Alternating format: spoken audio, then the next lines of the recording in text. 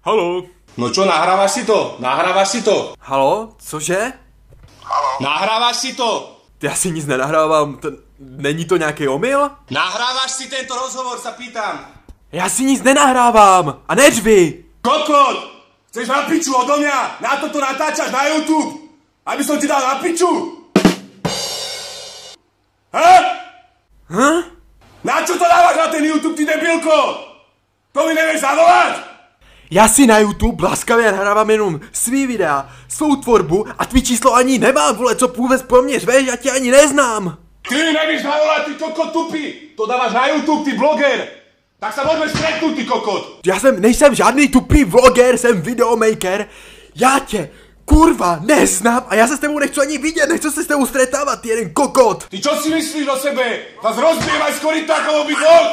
Já si o sobě nic nemyslím, vole, a nic se rozbíjet nebude a žádný koryto neznám, kámo. Ty debilko, rozumieš? Já ti rozumím, kámo, a hlavně neřvi, vole, neřvi. Uvidíme, ty kokot, jaký si ty bitkár, Denisko. Ty vole, nic neuvidíme, já nejsem žádný bitkár, kámo, tady jde o nějaký krutej omyl, brácho. Dobre, ahoj. Nazdar!